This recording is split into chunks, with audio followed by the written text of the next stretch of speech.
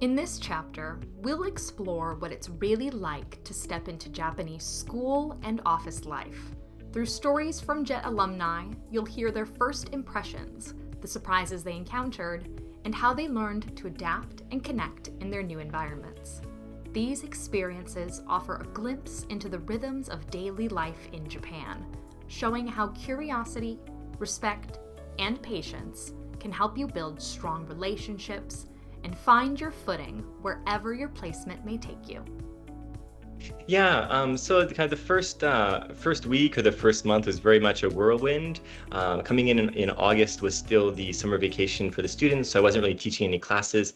It was mostly just kind of hanging out at school, not being able to communicate with anybody really very well. Kind of the Japanese teachers just kind of saying, okay, kind of sit here, you got a computer, prepare for classes, but not really giving any instructions on what exactly that meant. And so I looked at what materials had been left behind by previous ALTs or looked at the textbook, but not really knowing how things worked here. There wasn't all that much I could do. However, once classes started, that's when some of the, more interesting cultural problems started to happen. I specifically remember kind of in the first week of school when teachers said, okay, I will show you around the school. And I suppose now it's perhaps rather famous, but in Japan, the gesture for come here is to put your hand facing down and kind of do what would be in America the go away gesture, which means follow me. And so I remember in the first week, she'd say, okay, come with me. And then I walk up behind her and she'd gesture like that, which in America would be like, okay, you're too close, back off. And so I like back off. And you're like, wait, come on. And being quite confused by that. And then it wasn't until, that evening that I realized, oh, that's right. In Japan, that means come here. So really kind of little things like that kind of sneaking up and catching me off guard. Although, I'd read about it, but, reading about something and then actually experiencing it are quite different. Some of the formalities of greetings were a bit difficult to get used to. Of course, having studied Japanese, and then even without studying Japanese, I had practiced my self-introduction, my Jiko Shokai in Japanese and how to greet people. But as anybody who has studied any Japanese know, there's different levels of greetings for how polite you should be, right? Your boss might meet you and say something like, nice to meet you, so that's like yoroshiku ne. But if you're, meeting them, you're, lower than them. So you should be, saying something, oh, it's very nice to meet you, so you should be saying, yoroshiku onegai itashimasu. So more polite greeting. But of course, not being accustomed to that, I wasn't quite used to that. Another similar experience was when I first arrived. I came from Tokyo and they said, oh, dress business casual, which to me meant like, okay, maybe slacks and a short sleeve button-up shirt, no tie, that's fine. And so I arrived in slacks and a short sleeve button-up shirt, but no jacket, no tie. And then I was taken to the local head of the Board of Education to receive my official appointment letter. And of course, everybody's wearing full suits. Granted, it's about 30 degrees Celsius, what's like close to 100 degrees. Everyone's wearing full suits and ties. And before we went in, the assistant or the head of the department I was working for realized he didn't have a tie or a suit. And he's like, hold on a second, this isn't any good. And so he took off his suit, took off his tie, rolled his sleeves up and said, okay, let's go in. And so I met the head of education who's wearing quite a full suit, obviously uncomfortable, and I'm looking casual, but that was another thing which I should have brought a full suit to wear on that really hot day to get my appointment letter. But again, I didn't know, and even when I asked in Tokyo, everybody said, oh, just wear business casual, it's fine. But those kind of unspoken expectations, someone who is Japanese would have known that they were receiving an appointment letter, and that meant full suit regardless of how hot it is. But again, it wasn't ultimately a big problem, and the other Japanese people around realized that it's just an honest mistake, and so they did their best to try to make it so I didn't stand out quite so much as the rude foreigner who wasn't wearing a proper suit. But besides sort of those things that really stand out, it was mostly just small little things like dealing with shopping and understanding when I was being asked, like when they say you need a bag, knowing how to say yes or how to say no, making sure you put your money in the tray, not by hand, although that's fairly well known now. Kind of little things that are now just to me a part of life, but at that time were things I had to consciously think of. But even that, it only took maybe a month to get used to those sort of interactions. So I think overall, I had some challenges when I first arrived, but overall, maybe a month or two, I had mostly settled in to the basic etiquette of life There's some specifics about how to be polite to people of different ranks that took literally years to get used to. But overall, yeah, it wasn't a bad experience, just a kind of a challenging, very hot first summer. Yeah, I mean, I was prepared to be stared at in the grocery store. They check out what you're buying, because yeah, you're just the really odd man out when everybody in this town knows each other. They grew up together, they're related, they went to school together. So yeah, I really felt like the foreigners. So I tried to really be on my best behavior. I would never, throw away garbage in an inappropriate place or litter. That's just unacceptable. Trying to ride my bike in the most polite and safe way. I probably made some unknown mistakes. I know that my neighbors had some form of snow shoveling that I couldn't quite understand because our parking lot was actually a heated parking lot. So in my mind, I was like, there's no need to shovel the driveway that also has a heating element that melts the snow. So yeah, I mean, there's just some question marks and unknowns.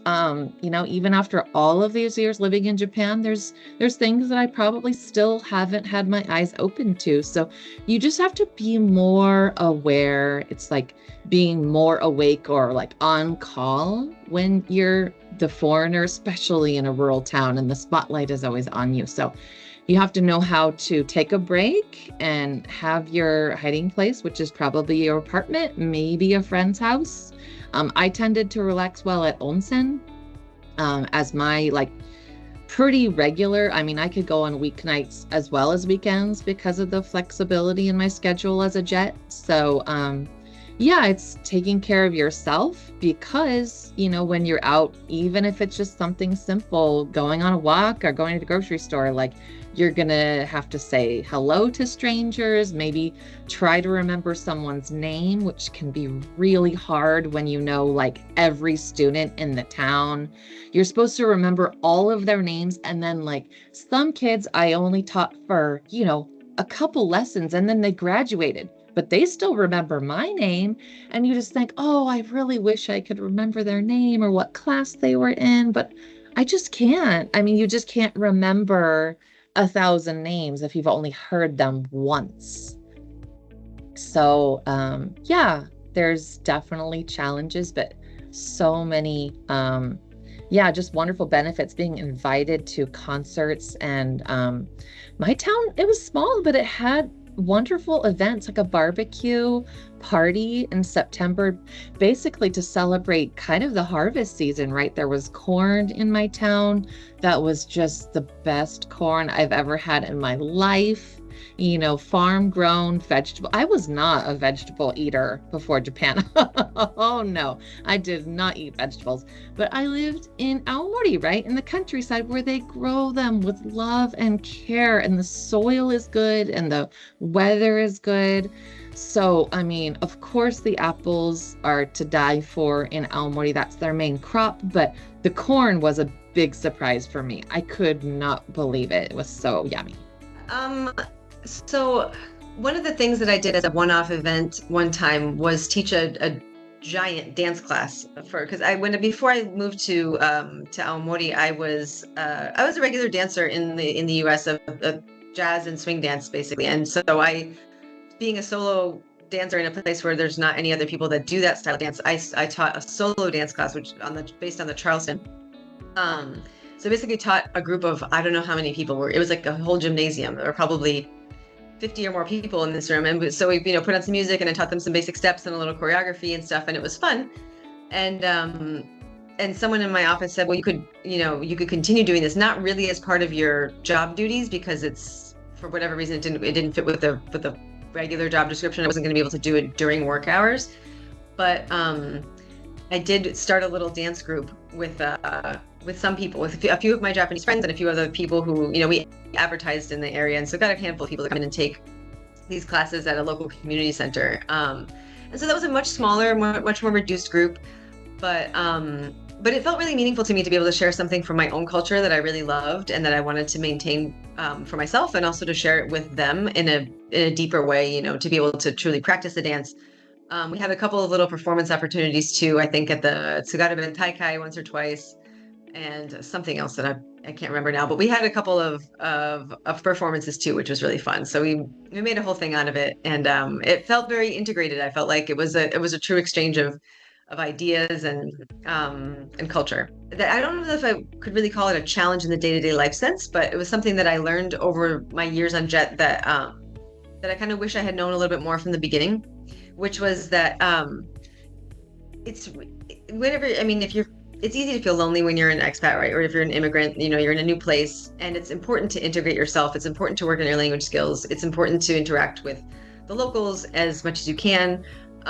But something that I hadn't really considered was the kind of flip side of that, which is that it's really nice to have community from your own country, or at least that speak your own language.